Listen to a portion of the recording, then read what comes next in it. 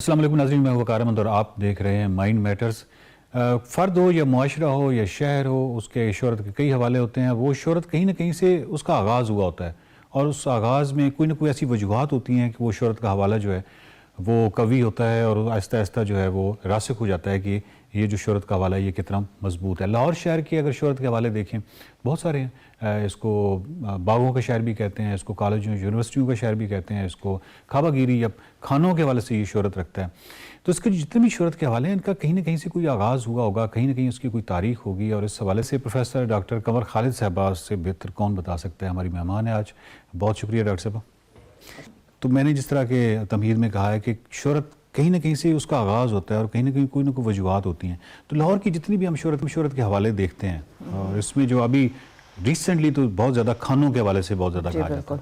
तो ये क्या है, ये शोहरत के मुख्तलिफ हवाले क्या हैं, और ये खाने वाला जो शोहरत है, क्या ये 18वीं 16वीं 17वीं सदी में भी था इसका ये शोहरत का ये हवाला? सबसे पहले तो मैं आपको ये बताती चलूँ कि लाहौर शहर के अंदर मुख्तलिफ रवायात, मुख्तलिफ उसकी जो एक कहते हैं ना कहानियाँ, किस्से उसके साथ जुड़े हुए हैं। लेकिन एक इस शहर की खसूसियत जो है वो बड़ी ऑथेंटिकली जिसको हमने विटनेस किया, वो तकरीबन समझिए 8वीं सदी से ऑनवर्ड्स है। अच्छा। जब एक अननोन हिस्टोरियन है, उन्होंने एक किताब लिखी हदूदुल आलम के नाम से। अच्छा। तो उसमें लाहौर शहर का जो है वो हमें जिक्र मिलता है। और जब वो शहर की बात करते हैं तो वो उसकी बताते हैं कि ये लोग कैसे थे और शहर कैसा था, जगह कैसी थी। तो यहाँ से हमें किस्से मिलने शुरू होते हैं। और उसके बाद रिटन मटेरियल में ये सबसे पुराना हम इसको कह सकते हैं जी, टिल डेट अवेलेबल जो है वो हमें सबसे पुराना वही मिलता है। उसके अलावा मुख्तलिफ कदीम जो हिंदू शाइया पीरियड से रिलेटेड चीज़ें हैं, उनमें भी हमें कहीं कहीं रेफरेंस मिलता है। लेकिन जो एक बहुत ऑथेंटिकली हम कहते हैं वो इसी को हम एसोसिएट करते हैं।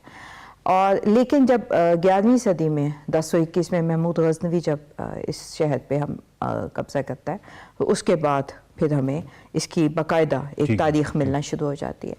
अब जो वो तारीख़ है, और जब मैं उस गजनवी पीरियड को देखती हूँ तो उसमें इस शहर के हवाले से जो लिखा गया है और मुख्तलिफ शोरा कराम ने जो अपने कसीदों में लिखा और इस तरह बात की, तो उसमें इसको जो इसकी पहचान बताई, उसने कहा कि यहाँ पे बुलंदो वाला इमारत है जो कि आसमानों को छूती हैं।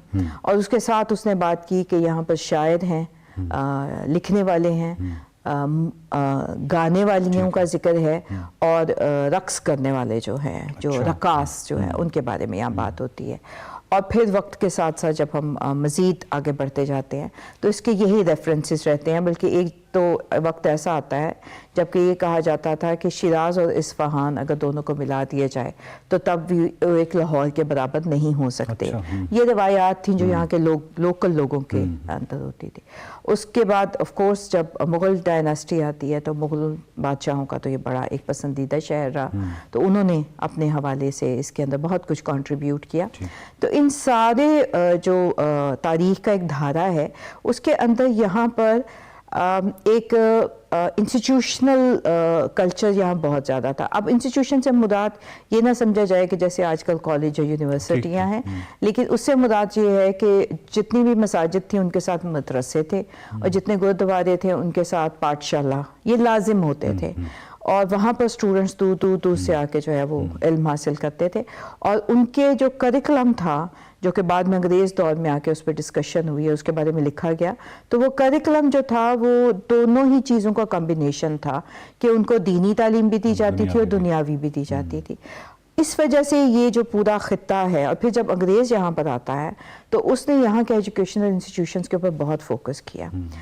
मुग़ल दौर में भी हमें मिले, अंग्रेज़ों ने भी उसी को कंटिन्यू किया। और एक और बहुत अहम बात यहाँ पे रही कि वो ये कि यहाँ पर बागात बहुत थे, और वो इतने बड़े और इतने शानदार बागात थे कि वो रिवायत जो है फिर अंग्रेज़ों ने भी आगे लेके उसको चलते हैं। तो जहाँ तक मेरी अपनी याददाश्त है, मैं बचपन में जब देखती थी तो लाहौर को जो है 60s और 70s तक इसको कॉलेजों का और बागात का शहर कहा जाता था। फिर एक टर्न ऑफ सेंचुरी में या 80s से ऑनवर्ड जो है लाहौर को खानों का शहर मशहूर हुआ।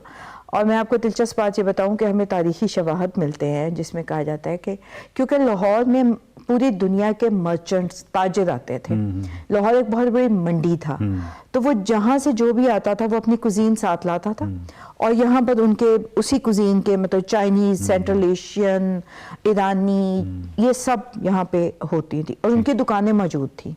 دہلی دروازے کے باہر جو ہے وہ کہتا ہے، ایک مورخ لکھتا ہے کہ آپ کو ہر قسم کے کھانے پینے کی چیزیں وہاں مل سکتی ہیں. اچھا. تو یہ یہاں کا تھا. تو کھانے کا کلچر یہاں پر ساتھ رہا.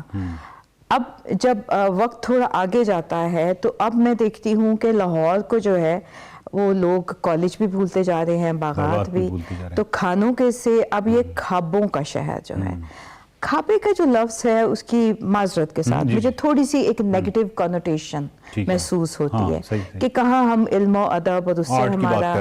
اچھا، اس کے علاوہ یہ کہ 2019 میں آپ کو پتہ ہے یونیسکو نے لاہور کو کھانوں کا شہر نہیں ادب کا شہر ڈکلیئر کیا اور وہ 50 دنیا کے شہر ہیں جن کو ٹائٹلز دیے گئے اور لاہور کو it was called the city of literature. So that tells you something.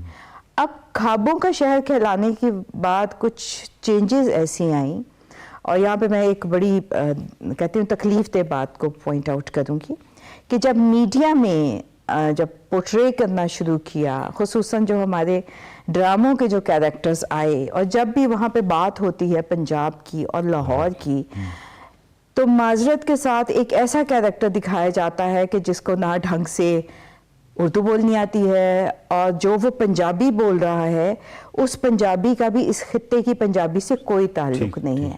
پھر جو وہ جن خواتین کو، میں تو خاتون ہوں نا، مجھے لباس بڑے دکھتے ہیں، تو وہ جو لباس ان کو پہنے دکھایا جاتا ہے، پہلے ہمیں فلموں پہ اعتراض تھا کہ جی انجمن کیا لباس پہن کے پھر رہی ہے، پنجاب میں تو کوئی ایسا لباس نہیں ہے. اب میں جب ڈراموں کو دیکھتی ہوں تو اس میں اس نے ہرے رنگ کا دوپٹہ، پیلے رنگ کی قمیض، نیلے رنگ کی شلوار اور پیچھے اتنا لمبا پراندہ اور وہ ایک عجیب سی مخبوط الحواس خاتون، بچی، لڑکی، اور اس سے بڑھ کے ان کا جو ایٹیچیوڈ، behaviour, they have no sense, they have no mannerism, they are not educated.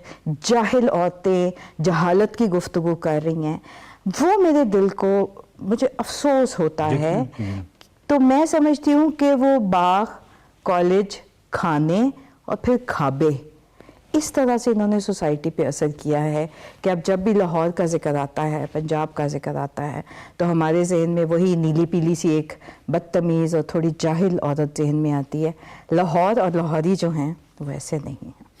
بہت شکریہ. اور میں سمجھتا ہوں کہ آپ کو وہ جو ایک دکھ کی کیفیت ہوتی ہے اس طرح کہ لاہور دیکھتی ہوں، اس کی وجہ یہ ہے کہ وہ 1400 سالہ تاریخ گھوم جاتی ہے نا آپ کے دماغ میں، اور آپ اس کی مختلف جو فیزز سے لاہور گزرا ہے تو وہ آپ کے ذہن میں آتے ہیں. تو یقیناً وقار صاحب، میں یہاں پہ تھوڑی سی بات ایڈ کروں گی کہ اگر آپ موجودہ دور میں بھی دیکھیے تو آپ اگر پچھلے، چلیے ہم اپنے 76 سال کی تاریخ سے یا اس سے پہلے بھی، تو آپ دیکھیے کہ ہمارے اس شہر کے اندر میں کوئی پرائیڈ کی، آئی ٹیک پرائیڈ ان دیٹ، کتنے شعراء اکرام، کتنے مصنفین، کتنے musicians, singers, painters, writers, actors.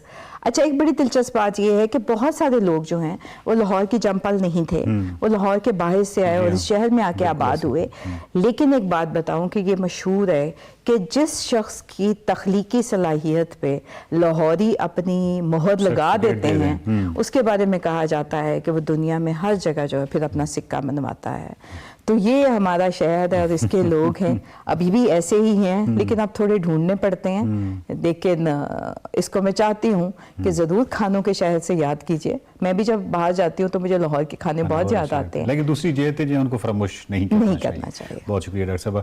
ناظرین، بات یہ ہے کہ مجھے جب یہ پوچھا جاتا ہے کہ آپ لاہور کی اتنی تعریف کیوں کرتے ہیں یا لاہور آپ کو کیوں پسند ہے، تو میں سمجھتا ہوں کہ میں اگر لاہور میں ہوں یا کوئی بھی میری طرح کوئی اور فرد جو لاہور ہے، وہ کبھی بور نہیں ہو سکتا. وہ اس کو اپنی مطلب کا جو بھی اس کے انٹرسٹ ہیں اس کے حوالے سے اس شہر میں اس کو کچھ نہ کچھ مل جائے گا. اگر آپ ڈرامہ دیکھنا چاہتے ہیں، اگر آپ لٹریچر کے حوالے سے کسی جگہ کوئی کانفرنس ہو جائے گی، آپ وہاں وہ اٹینڈ کر سکتے ہیں. آپ اگر باغات کے حوالے سے اگر آپ شوقین ہیں سیر کے، آپ باغات دیکھ سکتے ہیں. اسی طرح موسیقی ہے اور بہت ساری جہتیں ہیں. اور پھر اگر آپ ہسٹری یا آرکیالوجی کے اسٹوڈنٹ ہیں تو وہ تو پھر ویسے ہی آپ یوں سمجھیں کہ آپ جنت میں ہیں لاہور میں.